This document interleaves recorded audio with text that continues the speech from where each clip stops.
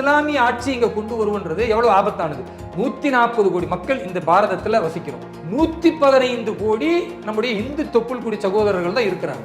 இங்க ஹிந்துத்வா என்ற அடிப்படையில் ஆட்சி அமைக்கப்படும் சொன்னா அதுல உடனே இங்க இருக்கிற திமுகவோ அல்லது அதிமுகவோ மற்றவர்களோ பொங்குகிறார்கள். அப்ப ஹிந்துத்வாவை விமர்சிப்போம் என்று சொல்லக்கூடிய திரு ஸ்டாலின் அவர்களோ திருமாவளவன் போன்றவர்களோ இந்த பக்கம் இது மாதிரி பயங்கரவாதத்தை ஊக்குவிக்கிற கருத்தை இஸ்லாத்தின் பெயரால் சொன்னால் வாய் மூடி இருக்கிற பச்சோந்திகளாக இவர்கள் நான் பார்க்கிறோம். ஒன்று, இந்த நாடு மதத்தின் பெயரால் தான் துண்டாடப்பட்டது. இந்த இஸ்லாமிய ஆட்சியை நாங்க உருவாக்குறோம் சொல்றவங்க எல்லாம் பாகிஸ்தானுக்கு போங்க, பங்களாதேஷுக்கு போங்க, இங்க ஏன் பேசுறீங்க? இந்த 115 கோடி இந்துக்களுக்கு எதிராக நீங்கள் பேசும் பொழுது அவர்களுடைய கோபம் சராசரி பாமர இஸ்லாமியர்களுக்கு எதிராக வருமா வராதா? திமுக இந்த திருமாவளவன் உள்ளிட்ட இந்த பச்சோந்திகளை பார்த்து நான் என்ன கேட்கிறேன்னா, பிராமணன் இருக்கான்ல அவன் சூத்திரனோட ஒப்பிடும் பொழுது மயிருக்கு சமானம்னு பேசுறாரு. சனாதானத்தை பேசிய உதயநிதி உண்மையான ஆண்மகன். இந்த மாதிரி சம்சுதீன் காசிமி போன்றவர்களை கைது செய்யல. நான் சொல்றதெல்லாம் ஆதாரம், எவிடன்ஸ். பாரதிய ஜனதா கட்சியுடைய பெண்களை எல்லாம் உரிமையில் பேசுவது, சங்கராச்சாரியரை அவன் இவன் என்று இழுத்து பேசுவது, அதே போன்று இஸ்லாமிய ஆட்சியை அமைப்போம் என்று சொல்கிறார் என்றால் 2024 மோடி அவர்களுடைய ஆட்சி வரும் பொழுது இவர்கள் எல்லாம் தூக்கி எறியப்படுவார்கள், கைது செய்யப்படுவார்கள். சேனல் 5 தமிழ் நேயர்களுக்கு வணக்கம். இன்றைய நேர்காணலில் நம்மோடு இணைந்திருக்கும் சிறப்பு விருந்தினர் பாஜகவின் தேசிய சிறுபான்மை பிரிவு தேசிய செயலாளர் மரியாதைக்குரிய வேலூர் இப்ராஹிம் அவர்கள். வணக்கம் சார். வாழ்க வளம். சமீபத்தில் நம்ம பார்க்கும்போது பார்த்தீங்கன்னா இந்த தீவிரவாத தடுப்புக்காக என்ஐஏ இந்தியா முழுவதும் பல இடங்களில் சோதனை நடத்திட்டு வராங்க. அதில் குறிப்பாக பார்த்தோம்னா பிடிப்பட்டவர்களை பெரும்பாலும் இஸ்லாமியர்களாக இருக்கிறாங்க. இந்த தேர்தல் காலத்தில் பார்த்தீங்கன்னா நீங்களே பார்த்துருப்பீங்க, மோடி அவர்கள் பல பேச்சுக்கள் இஸ்லாமியர்களுக்கு எதிராக இருந்தது அப்படின்ற ஒரு குற்றச்சாட்டுகள் வலுவாக எழுந்தது. பாஜகவுடைய ஆட்சியில் இஸ்லாமியர்கள் சேஃபாக இருக்காங்க அப்படின்னு சொல்லி நீங்கள் பல இடத்துல பேசிகிட்டு இருக்கீங்க. ஒரு இஸ்லாமியராக பாஜகவில் இருக்கிறீங்க, இந்த செயல்பாடுகள்லாம் எப்படி சார் பார்க்குறீங்க நீங்கள்? பொதுவாக இது போன்ற செயல்களில் இஸ்லாமியருடைய பார்வை என்ன, இந்துக்களுடைய பார்வை என்ன, கிறிஸ்துவர்களுடைய பார்வை என்ன என்று மத ரீதியாக பிரித்து பார்க்காமல் ஒரு இந்தியனாக இந்த பாரத தாயை நேசிக்கக்கூடிய ஒருவனாக இதனுடைய பார்வை என்ன அப்படின்னா தான் அது நியாயமானதாக இருக்கும். ஏன்னா ஒரு மதம் சார்ந்து பார்த்தா எங்கள் மதத்தில் யாராவது தப்பு செஞ்சால் அதை நான் ஆதரிப்பேன், அதே செயலை பிற மதத்தினர் செஞ்சால் எதிர்ப்பேன். அதே மாதிரி ஒரு கிறிஸ்துவம் அப்படி தான் இருப்பார், இந்துவும் அப்படி தான் இருப்பார். நீங்கள் பொதுவான ஒரு தேசபக்தனாக உங்களுடைய கண்ணோட்டத்தில் எப்படி இருக்குன்னு பார்த்தா தான் அதில் உள்ள நியாயங்களை தர்மங்களை பேச முடியும். இன்றைக்கு தொடர்ந்து நீங்கள் பார்த்தீங்கன்னா என்ஐஏவால் பெரும்பாலும் இஸ்லாமியர்கள் கைது செய்யப்படுகிறார்கள் அப்படின்ற உங்களுடைய குற்றச்சாட்டு என்பது அது உங்களுடையது அல்ல. தொடர்ந்து இஸ்லாமிய அமைப்புகளாலும் மோடி அவர்களையும் பாஜகவையும் எதிர்க்கக்கூடிய அடிப்படைவாத சக்திகளும் வைக்கக்கூடிய ஒரு குற்றச்சாட்டு. இந்த குற்றச்சாட்டு உண்மையா அப்படின்னு பார்த்தா உண்மைதான். பெரும்பாலான இஸ்லாமியர்கள் கைது செய்யப்படுகிறார்கள். அது பயங்கரவாத தடுப்பு சட்டத்தின் கீழே கைது செய்யப்படுகிறாங்க. அதே போன்று தீவிரவாத செயல்களில் அவர்கள் ஈடுபடுகிறார்கள் என்ற அடிப்படையிலும் அல்லது ஈடுபடுவதற்கு முனைகிறார்கள் என்ற அடிப்படையிலும் கைது செய்யப்படுகிறார்கள். இது நடக்கத்தான் செய்கிறது, இது இல்லைன்னு மறுக்கெல்லாம் முடியாது. ஆனால் இது ஆதாரத்தின் அடிப்படையில் நடக்கிறதா இல்லை ஏதோ ஒரு கட்டுக்கதை யாரோ ஒருவர் சொன்னார் அதனால் நடக்கிறதான்னா இது ஆதாரத்தின் அடிப்படையில் நடக்குது. தமிழக காவல்துறை ஒருவரை கைது செய்கிறது என்றால் கைது செஞ்சுட்டு ஆதாரத்தை தேடுவாங்க. என்ஐஏ போன்ற மத்திய புலனாய்வு முகமைகள் முதல்ல ஆதாரத்தை எடுத்து வைத்துக்கொண்டு பல்வேறு நாட்கள் உங்களை கண்காணித்து அதன் அடிப்படையில் தான் கைது செய்து அதன் அடிப்படையில் உங்களிடத்தில் விசாரணை செய்து பிறகு நீதிமன்ற காவலில் வைப்பார்கள். இதுதான் மத்திய காவலுக்கும் மாநிலத்தினுடைய காவலுக்கும் உள்ள வித்தியாசம். இப்போ நீங்கள் ஒவ்வொன்றா எடுத்து பாருங்கள். என்ஐஏ கோயம்புத்தூரில் இந்த மனித வெடிகுண்டு வெடிக்கக்கூடிய ஒரு நபர் தீபாவளிக்கு 2 நாட்களுக்கு முன்னால் காரில் கேஸ் எல்லாம் ரெடி பண்ணி அதில் வெடிகுண்டை தயாரித்து கரெக்டாக தீபாவளி அன்னைக்கு மக்கள்லாம் ஒரு நாளைக்கு முன்னால் துணி வாங்குவாங்க, அந்த இடத்துல வெடிக்கலாம் என்பது தான் அந்த தீவிரவாதியுடைய ஏற்பாடு. அவர் பிறப்பால் இஸ்லாமியர். அவர் கரெக்டாக கொண்டு போகும்போது ஏதோ இறைவனுடைய அருளோ அல்லது அந்த கோவிலுக்கு பக்கத்தில் வெடித்திருக்கிறது கடவுளே நிப்பாட்டிட்டாரு ஒரு பெரிய தீமையிலிருந்து நாம் கருதலாம். அப்போ அங்கே போகும் பொழுது அது தானாக வெடித்து விடுகிறது, அந்த வெடியில் அவருமே இறக்குறார். இந்த சம்பவம் ஆபத்தானதா இல்லையா? இது தீவிரவாத செயலா இல்லையா? இப்போ இந்த தீவிரவாத செயலை தமிழக காவல்துறை வேடிக்கை பார்த்தது அன்றைக்கு முன்கூட்டியே இது நடக்கிறது, இப்படி சேருகிறார்கள், இவர்கள் யாரெல்லாம் பின்புலம் என்று அவர்கள் சரியான முறையில் ஆய்வு செய்து பிடிக்கலை, முன்னெச்சரிக்கை நடவடிக்கை எடுக்கலை. என்ஐஏ சம்பந்தப்பட்ட நபர் யார் தற்கொலைப்படை தாக்குதலை நடத்துவதற்கு முயற்சி செய்தாரோ அந்த கார் வெடிகுண்டை ஏற்பாடு செய்தாரோ ஆல்ரெடி என்ஐஏல கைது செய்யப்பட்டவர். அந்த நேரத்தில் கரெக்டான எவிடன்ஸ் இல்லை. பிறகு என்ஐஏ வந்து அவரை வந்து தொடர்ந்து அவருடைய கண்காணிப்பிலேயே இருக்குது. அதே போன்று தமிழக காவல்துறையும் ஒரு அலர்ட்டாக இருக்கணும்ல.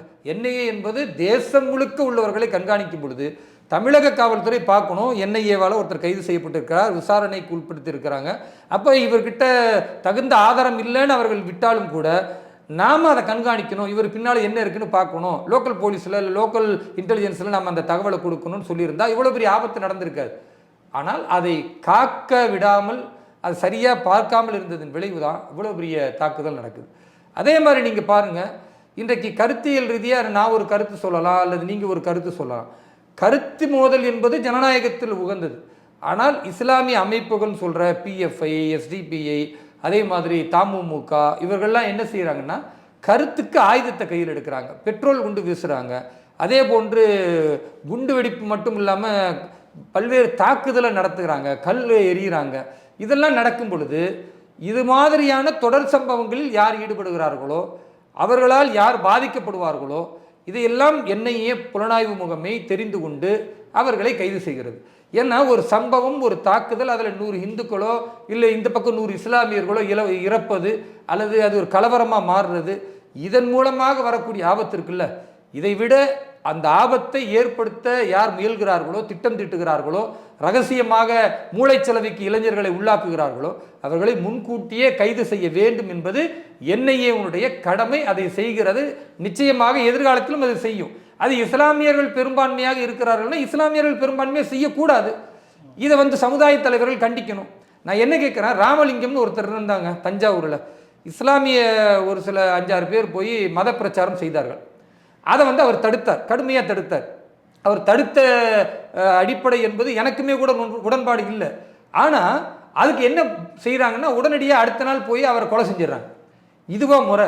ஒருவர் ஒரு மத பிரச்சாரத்தை தடுக்கிறாருன்னா அரசியலமைப்பு உரிமை எனக்கு கொடுத்துருக்கிறது, இவர் தடுக்கிறான்னு வழக்கு போடலாம் அல்லது காவல்துறையில் புகார் கொடுக்கலாம், அவர் மீது சட்ட ரீதியான நடவடிக்கைக்கு முயற்சி செய்யலாம். இதையெல்லாம் விட்டுட்டு நீங்கள் போய் கொலை செஞ்சீங்கன்னா இப்போ இந்த மாதிரி மனநிலை யாருக்கு வரும்? அந்த கொலையில் ஈடுபட்டவர்கள் எல்லாம் யாருன்னா எல்லாமே இளைஞர்கள் தான், எல்லாம் 19 வயசுலேருந்து 25 வயசுக்குள்ளே தான். அதே மாதிரி நீங்கள் கேரளாவில் எடுத்துக்கங்க, பாரதிய ஜனதா கட்சியினுடைய பொதுச் செயலாளராக இருக்கிறவர் ஸ்ரீனிவாசன் அப்படின்னு அவருடைய பேர். அவர் அக்கம் பக்கம் இஸ்லாமியர்கள் இருக்கிறாங்க. யாரோ ஒரு இஸ்லாமியரை எங்கோ ஒருவர் கொண்டு விட்டார் என்பதற்காக எஸ்டிபிஐ என்ற இந்த பயங்கரவாத அமைப்பு காலையில் விடிய காலையில் போய் அவர் வீட்டுக்குள்ளே இருக்கிறவர் வெளியே இழுத்துட்டு வந்து கண்டம் துண்டமாக வெட்டி சாகடிச்சிடுறாங்க. இதில் வந்து 15 பேருக்கு அந்த கேரளா உயர்நீதிமன்றம் தூக்கு தண்டனை கொடுக்குது.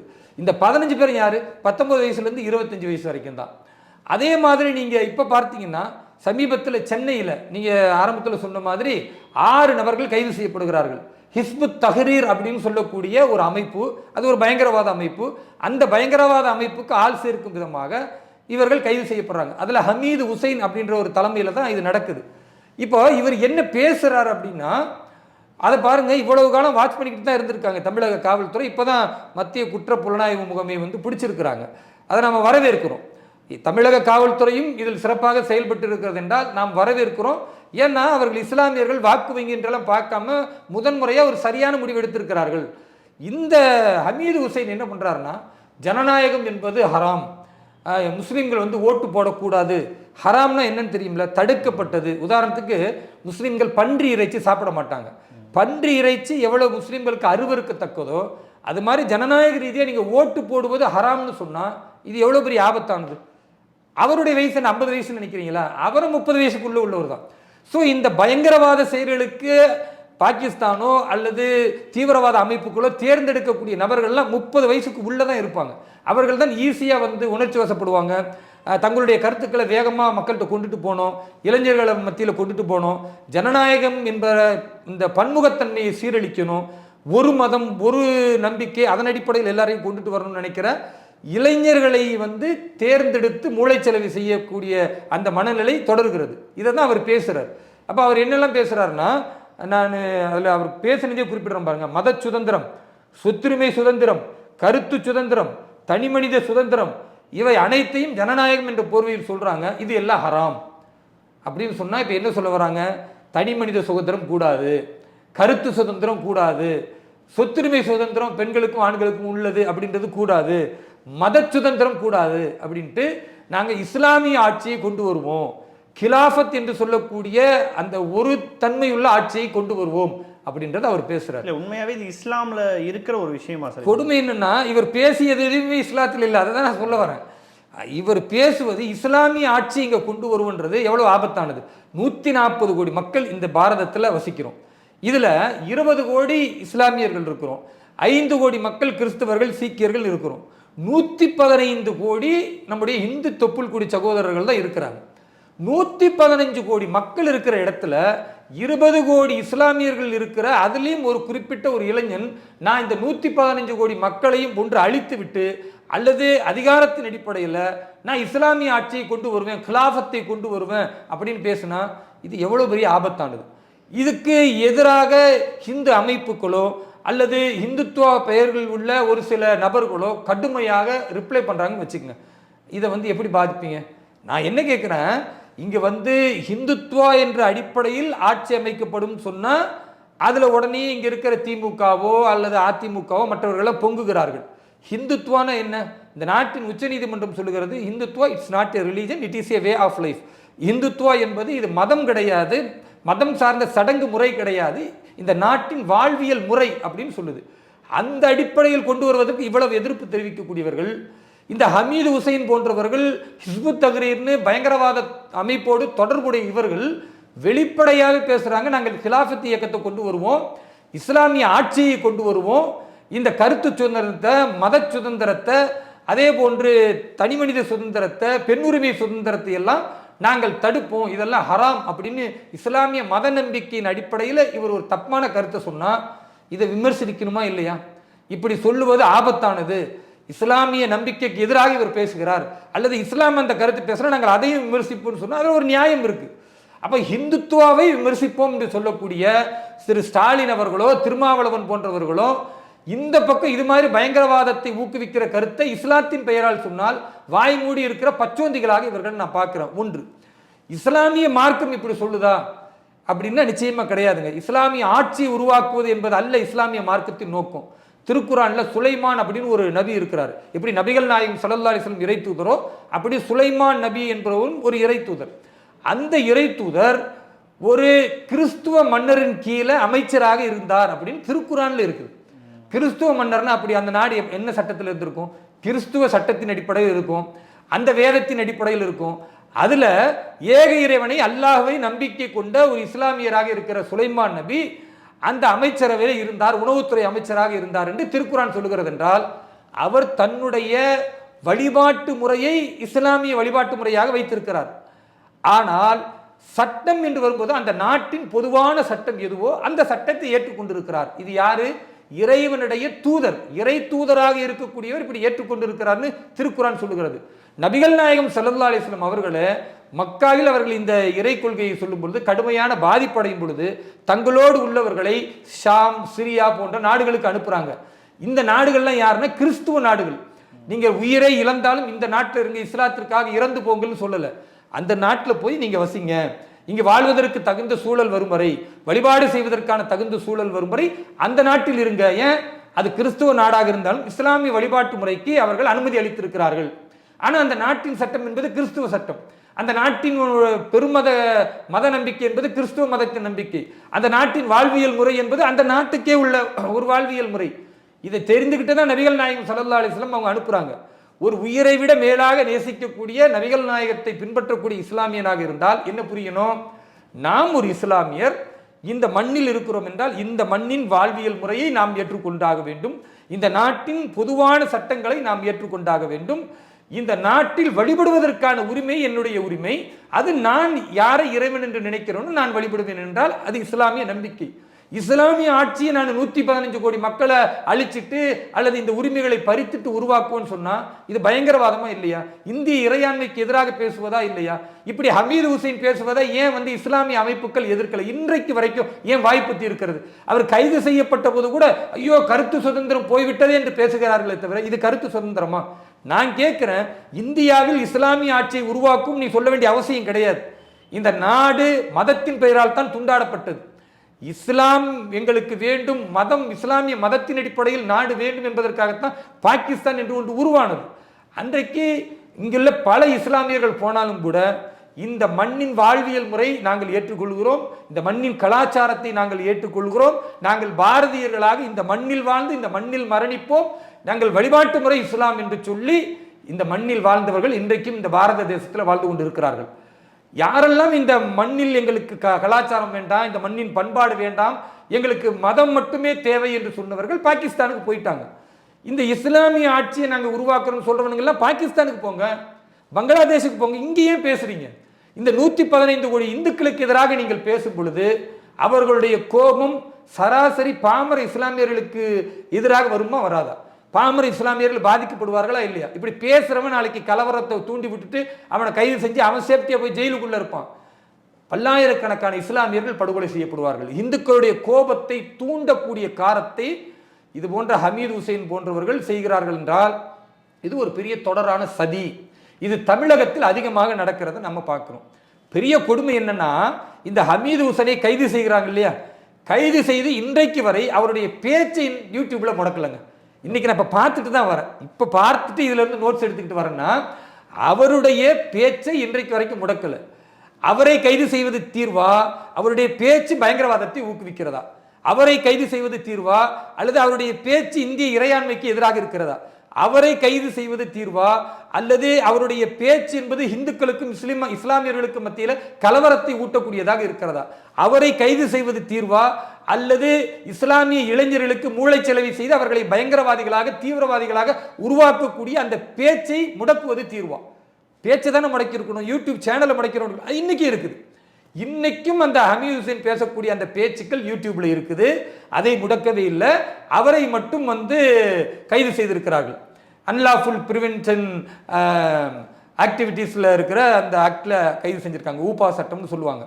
அப்ப நான் என்ன கேட்கிறேன்னா, இந்த ஆபத்தான ஒரு நபர்களுடைய பேச்சை இவர்கள் உடனடியாக தமிழக காவல்துறை முடக்க வேண்டும், அவர்களுடைய யூடியூபை முடக்கணும், இவர்களுக்கு பின்னால் யாரெல்லாம் இருக்கிறார்கள் என்று பார்க்கணும். இரண்டாவதா, அந்த ஹமீது ஹுசைன் இன்னொருத்தர் பேட்டி கேட்கிறாருங்க.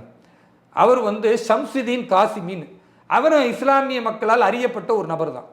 அவரும் என்ன பேசுகிறார்னா, இதெல்லாம் பாருங்க, இந்துக்கள் பேசினா மட்டும் துடிக்கிற இங்குள்ள இஸ்லாமிய அமைப்புகள், திமுக, இந்த திருமாவளவன் உள்ளிட்ட இந்த பச்சோந்திகளை பார்த்து நான் என்ன கேட்கிறேன்னா, அவர் பேசுகிறார், அவருடைய பேச்சில் உள்ள குறிப்பை பாருங்க.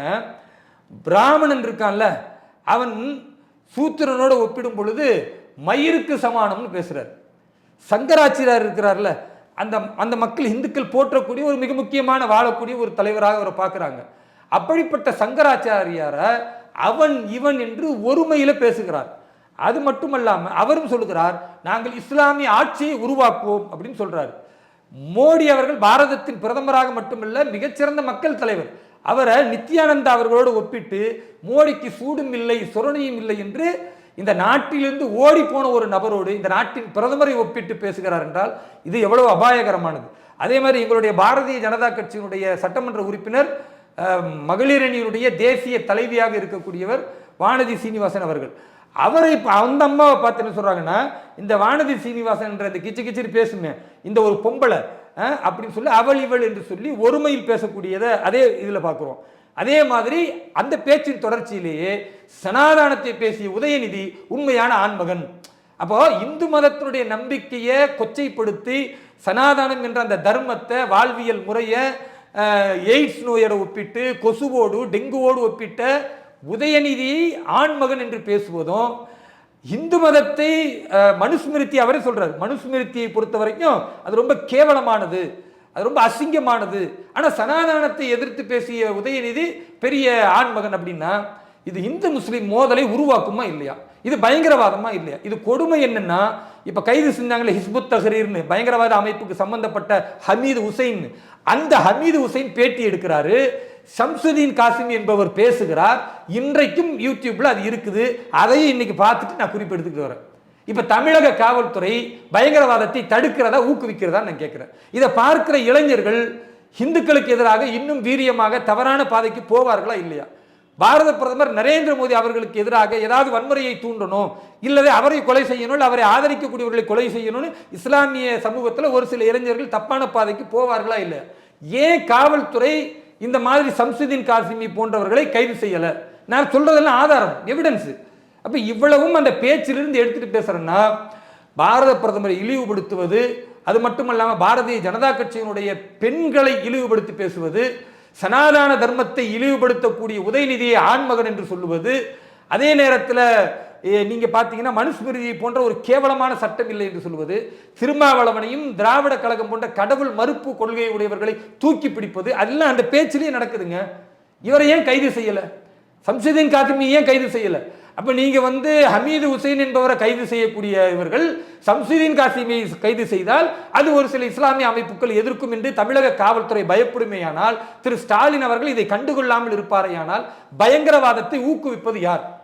பயங்கரவாதத்திற்கு ஆதரவு கொடுப்பது யார்? திமுக ஆட்சியில் தானே குண்டு வெடிக்குது. திமுக ஆட்சியில் தானே இஸ்லாமியர்கள் அதிகமாக கைது செய்யப்படுகிறார்கள். பாரதிய ஜனதா கட்சியினுடைய ஆட்சி செய்யக்கூடிய மாநிலங்கள் இங்க பாருங்க, இவ்வளவு கைது நடக்குதா? இப்படி ஒரு பேச்சு இருக்குமா? இப்படி இந்துக்களுக்கு எதிராக தூண்டிவிடக்கூடிய கலவரத்தை ஏற்படுத்தக்கூடிய பேச்சு இருக்குமா? இப்படி தூண்டி விட்டுட்டு இவன் போயிருவாங்க.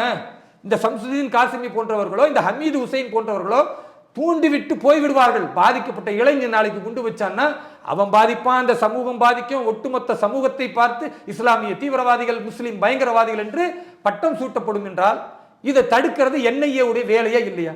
பிரதமர் என்ன பார்ப்பாரு? எல்லாரும் குண்டு வைக்கட்டும், குண்டு வச்ச பிறகு மொத்தமா 100 இந்து சாகட்டும், பிறகு 10 இஸ்லாமியரை கைது செய்வோம், இப்படியே பார்ப்பாரு? அது கையாலாகாத காங்கிரஸ் செய்யும். பாரத பிரதமர் திரு நரேந்திர மோடி என்ன பார்க்கிறார்னா, இஸ்லாமிய சமூகமும் பாதுகாக்கப்பட வேண்டும் என்றால், மதக்கலவரம் வராமல் இருக்க வேண்டும் என்றால், இந்த கலவரத்தை தூண்டுவதற்கு இஸ்லாமிய அடிப்படைவாத சக்திகள் யாரெல்லாம் முயல்கிறார்களோ முளையிலேயே கிள்ளி எறிய வேண்டும். திட்டம் தீட்டும் பொழுதே கைது செய்யப்பட வேண்டும். இதை யோசிக்கும் பொழுதே அவர்கள் அந்த யோசனையிலிருந்து மாறுவதற்கான நடவடிக்கை எடுக்கப்பட வேண்டும் என்று அந்த முயற்சி தான் இன்றைக்கு நாடு முழுக்க, தமிழகத்தை தவிர வேறு எங்கும் குண்டுவெடிப்பு இல்லை, இஸ்லாமிய பயங்கரவாதிகளுடைய தாக்குதல் எங்குமே நடக்கல, மத கலவரம் எங்கேயுமே நடக்கல. தமிழகத்தில் நடப்பதற்கு காரணம் இந்த மாதிரி பிரிவினைவாதத்தை ஊக்குவிக்கிற இஸ்லாமிய மதகுருமார்கள் என்ற போர்வையில் உள்ளவர்களையும், பெரிய மெத்த படித்தவர்கள் என்று பேசக்கூடிய அந்த பயங்கரவாத கருத்தையும் திமுக அரசு ஆதரிக்கிறது, காவல்துறை ஆதரிக்கிறது என்பதற்கு ஆதாரம் இன்னைக்கு வரைக்கும் யூடியூபை முடக்கவில்லை. இன்னைக்கு வரைக்கும் அந்த பேச்சு இருக்கு. அப்ப தீவிரவாதி என்று சொல்லக்கூடிய ஒருத்தரை நீங்க கைது செய்றீங்க, அவன் பேசிய பேச்சுக்களை முடக்காம இருக்குன்னா இது எவ்வளவு பெரிய ஆபத்தானது. இதை கடுமையாக நாங்கள் எதிர்க்கிறோம்.